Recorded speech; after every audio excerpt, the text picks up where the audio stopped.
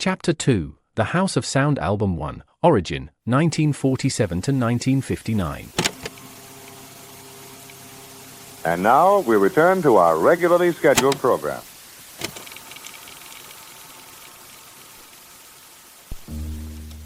When you examine most dishwashing detergents in this big, bewildering, bubbly world of suds, you realize there's one thing behind all of them: a long history of making soap. In fact, until now, dishwashing detergents have been made by people who make soap. We would like to introduce the one exception: new kind of dishwashing. The picture shakes, then settles. A jingle about dish soap. A woman in pearls pretends her hands don't hurt. Sound seeps into the kitchen like steam. Morning on Maravilla Boulevard. The radiator ticks. The percolator huffs. Carmen Mercado Villanueva is already on her feet, hair wrapped, apron tied tight. She moves like the day owes her money. On the table. A ledger, corners soft from use, stamps tucked inside, and an envelope stamped overdue. Her salon appointment book lies open nearby, nestled next to shears and a comb wrapped in tissue. See, Senor Strauss, I have the rollers and end papers covered. The fabric? I pay Friday. I said Friday. My girl is working tonight. Yes, that girl.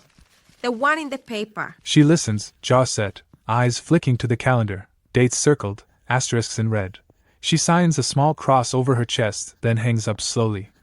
As if the receiver might bite. How much? Enough. He nods once, no sermon. Lifts the lid on the rice pot like it might sing back. Celestina blows into the room like a sudden breeze. Ponytail high. Socks deliberately unmatched. Skirt swishing to a rhythm only she hears. Mommy, I'm stealing your lipstick. Ta-ta, steam ready? If I sound like a duck, I blame both of you. Lipstick is for after you eat. You faint on stage, I fight a whole city. Sit. I don't faint. I make other people faint. Open. She inhales the vapor, eyes watering, grinning. Whoa, that is not legal. It's legal in our house. He taps his pocket notebook.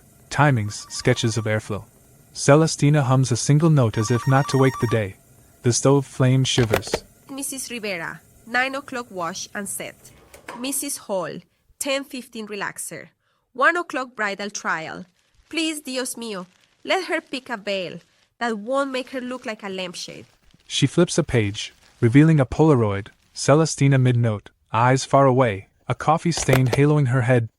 Misha, you eat. After, we talk contracts. You don't sign anything without me. Or your father. Or both. You understand? I only sign the backs of photographs. And letters to us when you're in Paris? Paris is for after Havana, after Vegas, after I buy Mommy a salon with chairs that don't squeak. Chairs squeak. Bills scream. Horn blasts below. A bolero drifts in from the airshaft. Lying down on the linoleum like a cat. 7:42 a.m. Steam inhalation. For counts in, 6 out. 7:45 a.m. Phone call. Supplier debt delayed to Friday. 8:10 a.m. Wardrobe. Hem pinned. Lining tucked. The pantry mirror. Celestina draws eyeliner. Tongue out. Winks at herself, then at her parents reflected behind her. I look like trouble. You look like my daughter. Stand still. She squares Celestina's shoulders with hands precise as a tailor's. Love here is measured in pins and coffee. Listen. He blows a soft, broken note. Celestina answers without thinking, bending it sideways. Their smile is older than their secrets.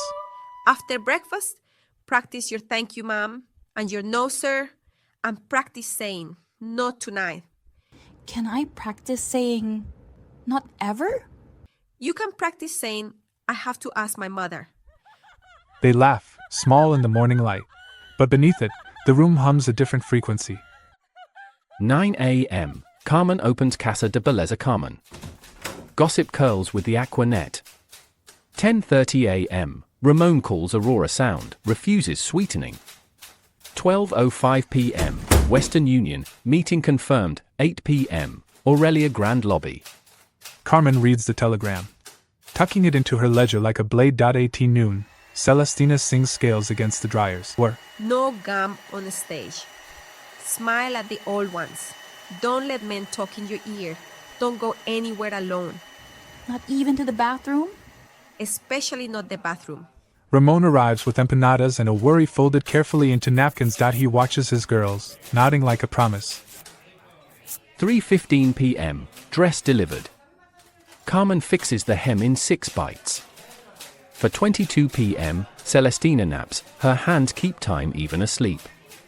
5 p.m., Ramon oils recorder, writes the date. Dusk falls. A black Starlight sedan glides to the curb, shiny as a sermon. 2 men in sharkskin step out, smiles polished, eyes sharp as measuring tape. Mrs. Villanueva, big night. Every night my daughter is safe is a big night. Sir, we'll have her back straight after the curtain call. Gentleman's word. She doesn't belong to gentlemen. Celestina appears, coat on her arm, shoulders squared. She kisses Carmen's cheek, Ramon's knuckles. If they talk like they're selling a car, I'll talk like I don't drive. You don't owe them your pretty mija. You owe me your return. They walk her to the curb. Cameras flash. Ramon slips her a scrap, protect the edges. Let the middle breathe. She tucks it into her glove like a relic. The door clicks shut. The sedan pulls away. Carmen stands until the taillights vanish, eyes narrowed, willing the night to behave. Update for our listeners, the Villanueva girl has been seen again, stepping through the gilded doors of the Aurelia Grand, escorted by 2 sharp suits, familiar faces, father not present. What business a child has in a midnight lobby is anyone's guess, but the cameras caught every step, and somewhere between the flash bolts and the brass elevator doors, the story changed its key. 7:05 p.m., salon closed early. Sign flipped, back 89. 7:40 p.m., Ramon checks his pockets twice, takes the recorder anyway. Canta Celestina, voz del barrio. Raspa la vida, suena santuario. Canta Celestina, voz del barrio. Tu fuego vive, nunca se apaga.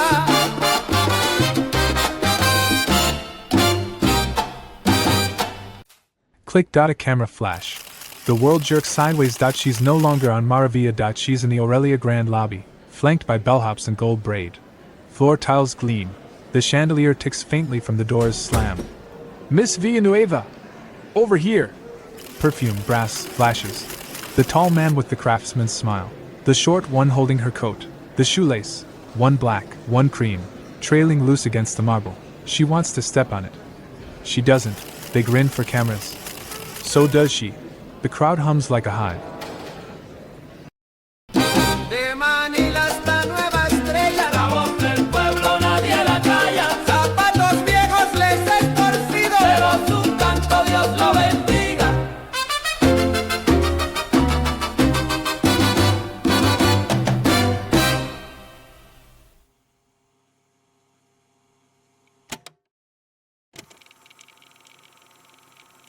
Dateline, Nueva's treasure stepping through the polished brass doors of the Aurelia Grand lobby this evening is none other than the pint-sized prodigy with the city by the ears, Miss Celestina Villanueva, 14 years old, all 5 feet of her satin gown, flanked by her father and those 2 slick fellows. Sharp as glass, cameras pop, cha-cha-cha. The lobby's a stock exchange, and our girl, cool as the other side of the pillow. But listen close. Tonight's not just another show. Aurora sound brass in the front row, senators in the back.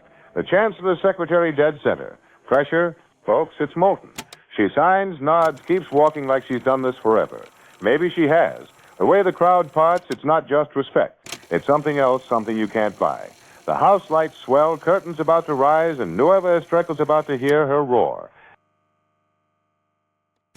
Outside, a sedan idles, glossy, waiting like it already knows the ending. The men draw close, too close. Her father lingers on the curb, shadows stretched thin under the lamplight. She steps into the car. Door shuts. City exhales. By the time the engine fades, the hotel's windows are already watching. And somewhere beneath the traffic, a crooked note buzzes faint, refusing silence.